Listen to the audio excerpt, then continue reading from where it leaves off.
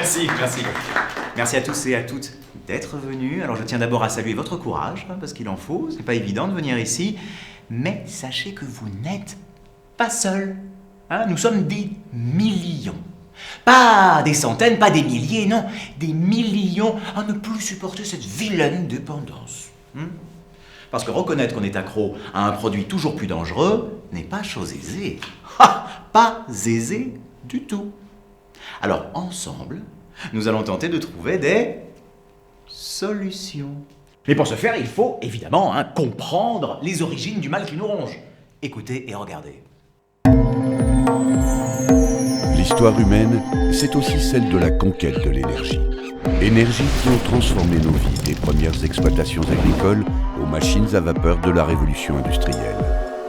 C'est lorsque d'immenses réserves de pétrole furent découvertes en 1901 au Texas que l'âge du pétrole a commencé. Plutôt que d'utiliser du charbon, l'homme s'est mis à brûler du pétrole pour les trains et les bateaux qui pouvaient aller plus loin et plus vite, rapprochant les hommes et transportant des marchandises. Peu après, Henry Ford a lancé la production de masse des véhicules, créant un monde où des millions de voitures, camions et motos se déplacent dans nos villes et nos campagnes chaque minute, chaque jour. Si le pétrole a pu être bénéfique, il a aussi ravagé notre belle planète.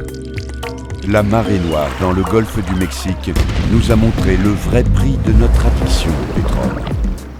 Aujourd'hui, des dizaines de plateformes pétrolières recouvrent la planète. Désormais, de nombreuses zones d'extraction sont presque à sec. Mais les pétroliers dépensent de plus en plus d'argent et prennent de plus en plus de risques pour forer toujours plus profond. Ils forent jusque dans les étendues sauvages les plus reculées et cherchent à pomper la dernière goutte de pétrole. Ces compagnies nous maintiennent ainsi dans notre addiction à l'or noir et nous conduisent tout droit vers une hausse globale des températures de 6 degrés. Une catastrophe pour les hommes, les animaux, la planète entière. Mais ce n'est pas une fatalité.